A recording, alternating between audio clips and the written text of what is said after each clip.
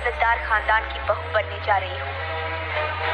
हमारी शादी हो रही है उस लड़के से जिसे हमारे पिता ने चुना है, हमने चुना है अपनी मर्जी से। काजल, काजल, काजल।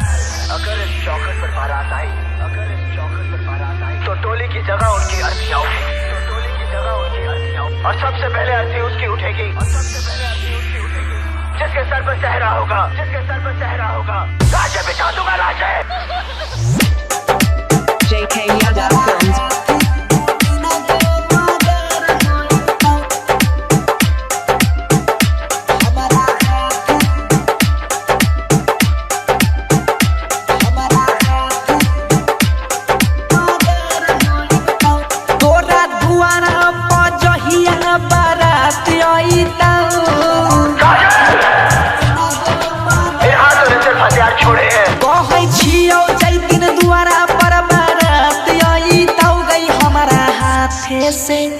हमारा हाथ दू तीन गो मर्डर होई तो इहे हाथ से दू तीन गो के मर्डर होई तो। विकास क्यों बनाया मुझे ऐसा? क्यों दिखाई मुझे वो खुशियाँ, वो प्यार, ताकि आज तुम मुझसे कह सको कि वो सब झूठा? मतियार कला सीतामढ़ी। पहिला निशानी अगुआ के खेल खत्म गई, लोकनो मोहिन चढ़ी गई तो भैरा नाम गई।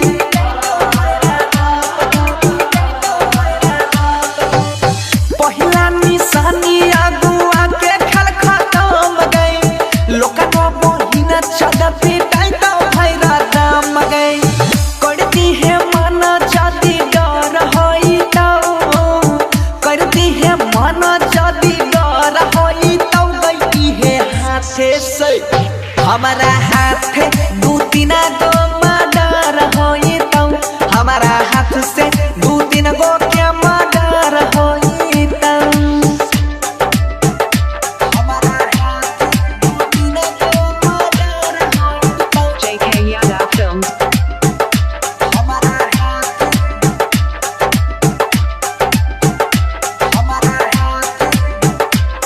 मर्डर होई तो।